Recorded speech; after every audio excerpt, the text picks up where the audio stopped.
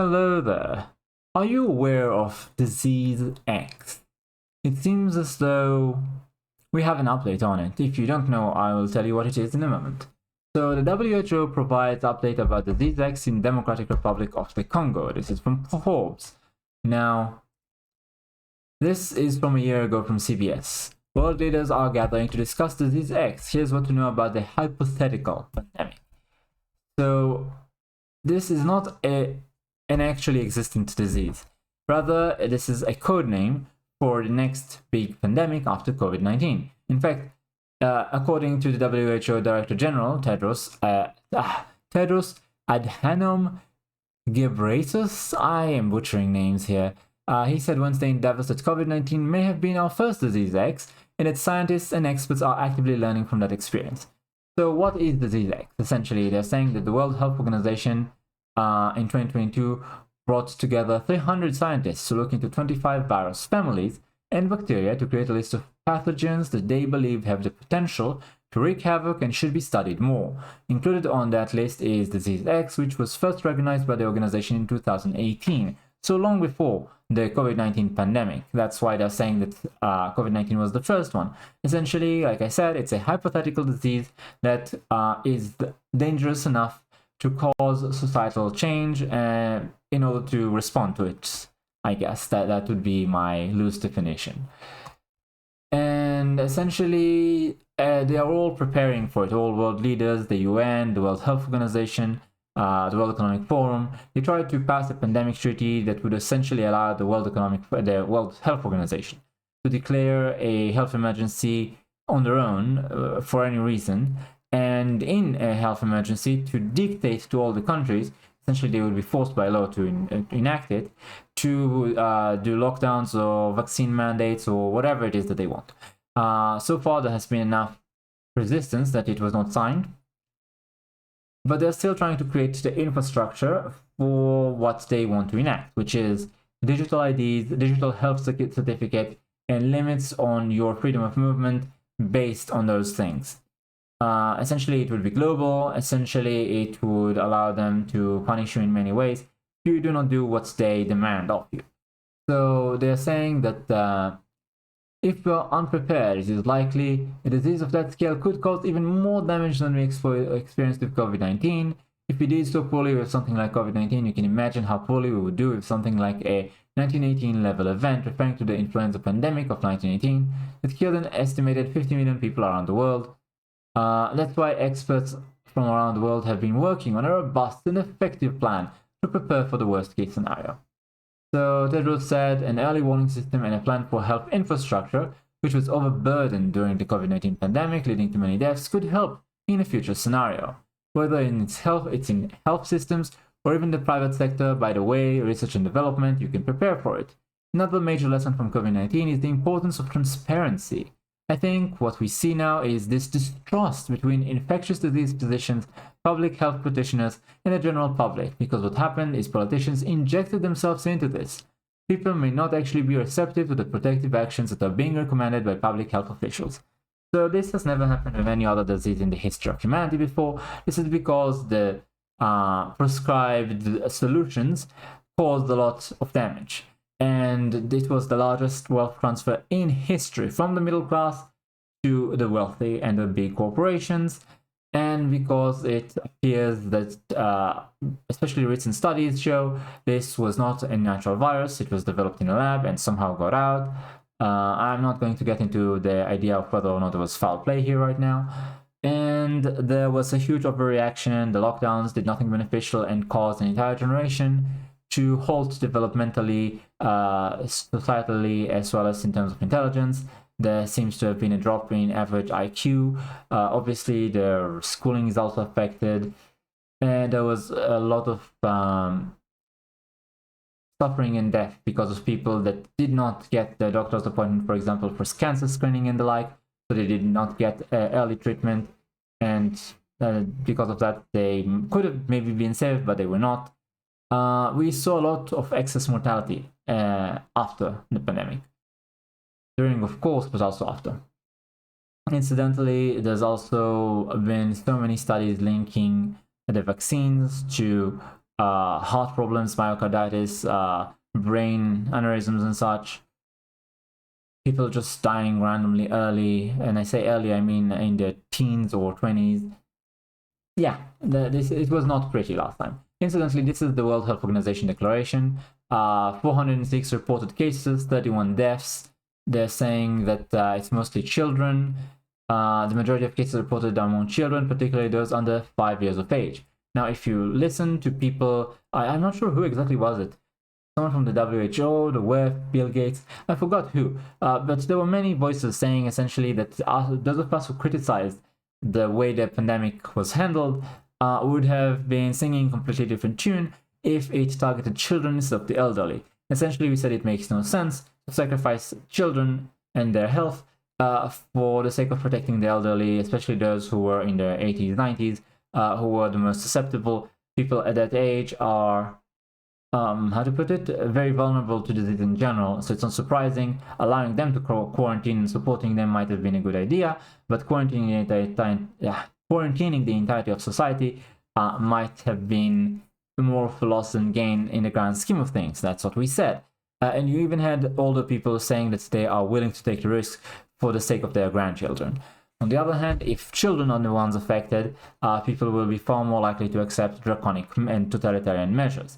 So it's not surprising that the next disease X is going to be targeted at children. They are going to make sure of it. That's my personal opinion. They basically promised it. So is it going to be now? Is it going to be this, whatever it is from the Democratic Republic of the Congo? I don't know. I doubt it for now. But it could be. We'll see. I'm just preparing you because what I saw with COVID-19 was that people were very afraid. They were told it's like 1 in 10, 10%, 7%, something like that, of people that got COVID-19 died. And that was very frightening to people. Right now, they're saying that this, whatever it is from the Congo, has 7.6% fatality rate. COVID-19 they claim was about 1%. I heard less, but never mind. But at first, it was claimed to be a lot more.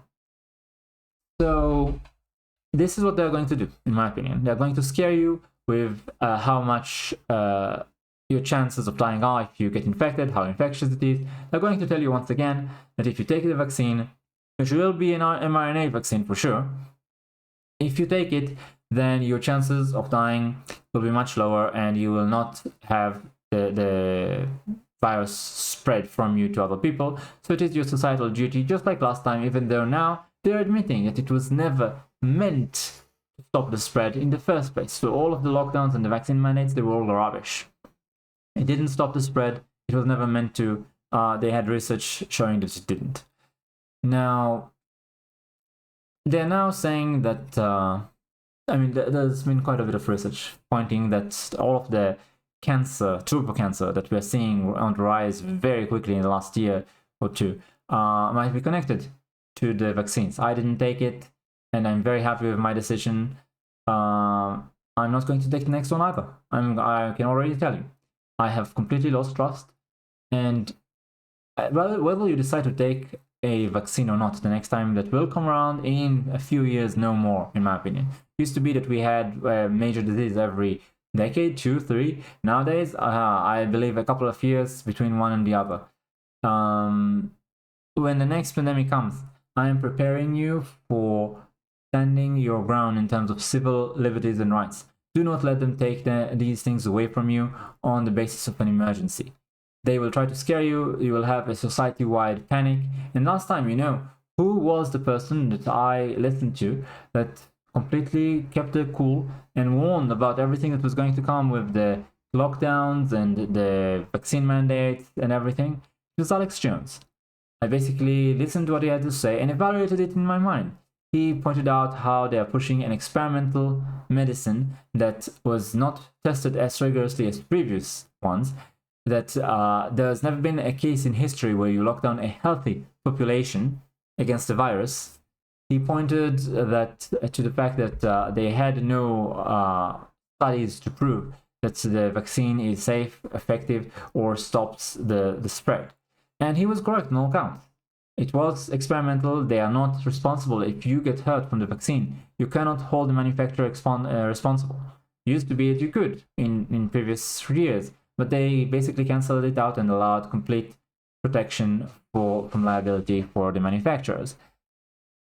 And basically, I didn't just say, well, Alex Jones said so, therefore, but rather I weighed it in my mind and I said to myself, hang on, he might be onto something here. Next time that things come around, be prepared that their answer to any disease that might come is going to be digital IDs, which incidentally they are implementing in the UK right now, and they also have experiments with it in Africa, in certain countries, third world countries, maybe also in South America, I'm not sure. I know in Africa that a couple of countries have done it already. They want a digital ID, digital health passport. They want to restrict freedom of movement. If you heard about smart cities, where they basically want to tax you for moving from one part of the city to the other, divide it in pieces, essentially, 15-minute cities and such. They have an agenda, and they are going to be enacting it the next opportunity. They are ready for it, and they will create an opportunity if one does not present itself. Meaning they will find something. It could be a virus with even less lethality than COVID-19, claim it is a global pandemic, and then enact all of these plans. And so you should be on guard from the authorities and from especially international bodies like the World Health Organization and the UN. Do not surrender your freedoms, and do not panic. Do not make rash decisions. Do not allow yourself to be the one used as a guinea pig. One of the things that I am most angry about with my current government, with my current Prime Minister, Benjamin Netanyahu, is that he made a deal with Pfizer to turn Israel into the lab of the world, essentially selling all of us citizens as lab rats. We get the vaccines early in return for our medical data being passed over to Pfizer so they can tell what the results are. We are lab rats for experimental medicine for the entire world. That's what the deal he made, and he's proud of it. And he promises to do more next time, to give our genetic information too. What can I say? This is not a happy topic, but it is a very important one. And this is probably, like I said, not the disease that's going to become the disease X and cause all the lockdowns and stuff. Just personal opinion, it doesn't seem to be from the way that they are talking about it. I could be wrong, but still, be prepared, it's going to come. There have been many so-called health experts, and talking about people that have strong connections to Big Pharma, this kind of experts that appear on CNN and MSNBC that have been saying constantly that Trump is going to have to deal with the next pandemic. Like they've been saying it for a month now.